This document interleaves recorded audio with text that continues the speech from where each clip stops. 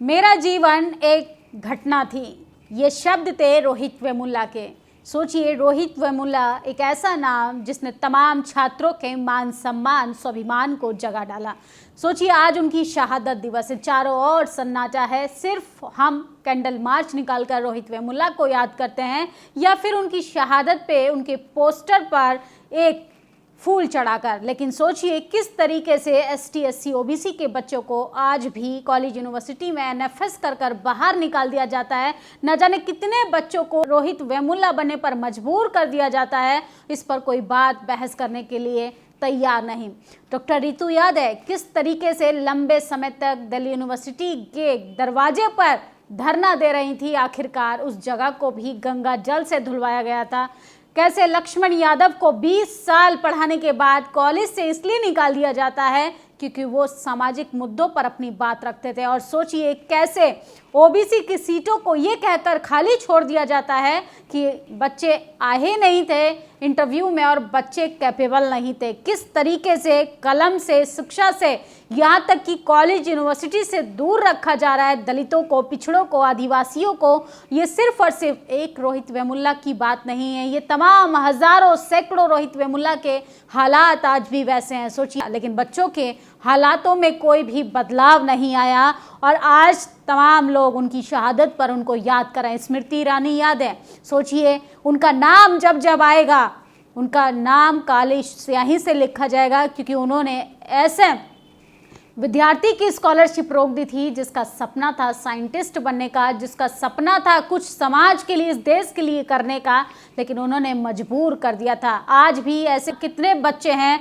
जिनके अंदर क्षमता है लेकिन उनको मौका नहीं दिया जाता। बीएसपी सुप्रीमो मायावती ने इसी दिन संसद से इस्तीफा दे दिया था, लेकिन आज तमाम लोग ये सब सेक्रीफाइस भूल गए हैं। लेकिन बहुजन समाज अपने हालातों की आज भी चीख चीख कर दर्द को बयां कर रहा है। तमाम लोग सोशल मीडिया पर आज रोहित वेमुला को याद कर रहे हैं और लिख रहे हैं कि हर छात्र को वो मान स्वाभिमान दे गए। संघ जातिवादी एवं सामंतवाद के खिलाफ विरोध, अपनी आवाज़ को बुलंद करने वाले रोहित वेमुला की शहादत पर उनको श्रद्धांजलि। अमर शहीद अम्बेडकरवादी साथी, पीएचडी स्कॉलर, एक होनहार विद्यार्थी जिसको व्यवस्था ने मारा, साथ ही रोहित वेमुला को नमन भी कर रहे हैं। और सोचिए उनका आखिरी पत्र जो था, उन्होंने सुसाइड नोट जो लिखा था, उसमें अपनी पीड़ा जो लिखी थी, वो सोशल मीडिया पर आज सबसे ज़्यादा वायरल हो रहा है। किस तरीके से उन्होंने अपने दर्द को उस शब्दों में ढालकर और अपने आप को हमेशा हमेशा के लिए अपनी इस दुनिया को अलविदा कह दिया था। मैं हमेशा एक लेखक बनना चाहता था, विज्ञान पर लिखने वाला लेखक।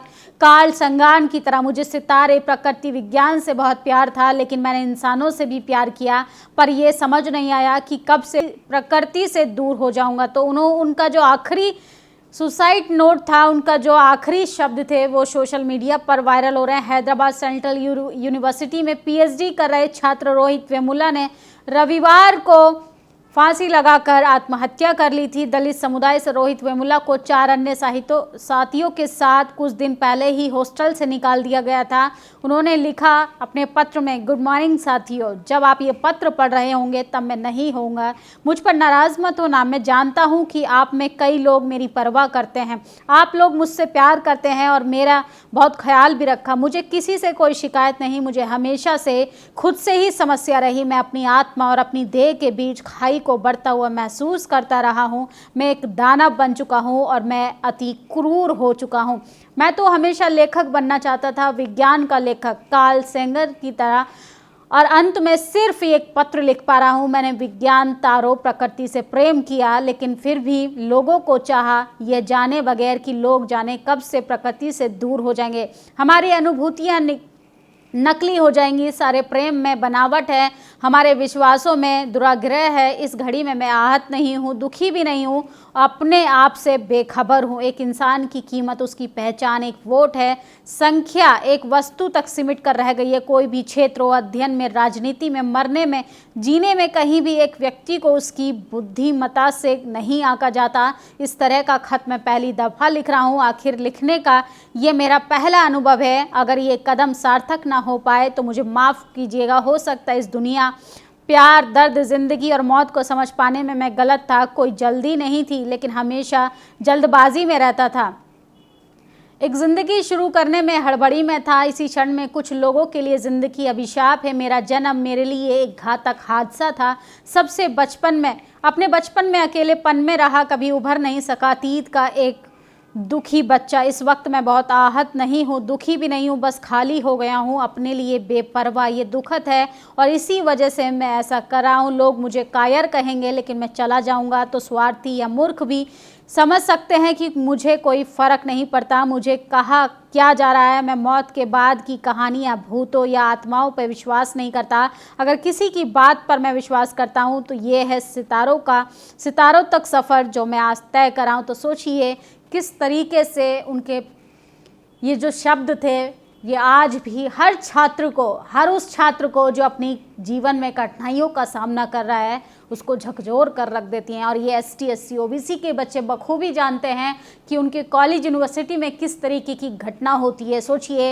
एक हायर एजुकेशन में जाने के लिए तमाम कठिन परिस्थितियों का सामना करना पड़ता है। उसके बाद सुपरवाइज़र आपको जाति के आधार पर आपका समर्थन नहीं करेगा, आपको वहाँ भी लड़ना है। अगर आप गलती से PhD भी कर लेंगे, MPhil भी कर लेंगे, उसके बाद भी आपको प्रोफेसर की नियुक्ति तक भी तमाम मुसीबतों का सामना करना पड़ेगा। आगे उन्होंने लिखा, बाकी जो है 1,75,000 रुपये मेरे दोस्त के हैं। कृपया ये कोशिश करें कि ये मेरे परिवार को मिल जाए। मुझे 40,000 रुपये के करीब राम जी को देना है। उनके कभी पैसे को मुझसे नहीं मांगा, मगर उम्मीद है कि कोई उन्हें लौटा दे। मेरी अंतिम यात्रा को शांतिपूर्ण और सहज रहने देना। ऐसा व्यवहार करें कि लगे जैसे मैं आया ही नहीं था और आया तो चला गया। मेरे लिए आंसू ना बहाएं। ये समझ लें कि जिंदा रहने के लिए मैं मरने के लिए खुश रहा हूँ। तो सोचिए किस तरीके से एक छात्र ने ये सब अपने जीवन में इसलिए लिखने के लिए मजबूर किया गया क्योंकि उनको प्रशासन ने इतना प्रताड़ित किया, उनको किस तरीके से स्कॉलरशिप को बंद कर दिया गया।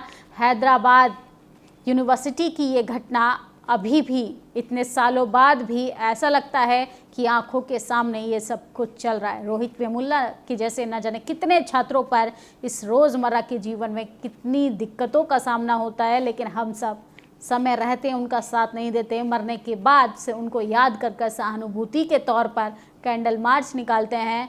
हमें जागरूक होने की ज़रूरत है, सतर्क रहने की ज़रूरत है। और सोचिए, हमारे आसपास जितने भी ST SC OBC के बच्चे जो हायर एजुकेशन में जाना चाहते हैं वो गलत कदम ना उठाएं। और सोचिए, रोहित वेमुल्ला की इस आखिरी पत्र पर आप लोग क्या सोचते हैं और इस घटना को आप कैसे देखते हैं? आप अपनी राय कमेंट बॉक्स में ज़रूर बताइएगा। और संस्थानिक हत्या किस तरीके से एक छात्र को मरने के लिए मजबूर कर सकती है, ये भी एक गंभीरता का विषय होना चाहिए। जातिवाद ने किस तरीके से एक होनहार छात्र की जान ले ली। हो सकता था कि वो देश का कल को प्रधानमंत्री बनता, डॉक्टर बनता, इंजीनियर बनता, वैज्ञानिक बनता, लेकिन हमने जातिवाद के आड़ में आकर एक छात्र को मरने के लिए मजबूर कर दिया। शुक्रिया। नेशनल दस्तक की आपसे गुजारिश है कि अगर इसको बचाना चाहते हैं तो नेशनल दस्तक को सब्सक्राइब करने के लिए रेड कलर के सब्सक्राइब बटन को दबाएं, फिर बेल आइकन की घंटी दबाएं। नेशनल दस्तक को बचाने के लिए बहुत जरूरी है कि हर खबर को शेयर करें, लाइक करें, कमेंट जरूर करें।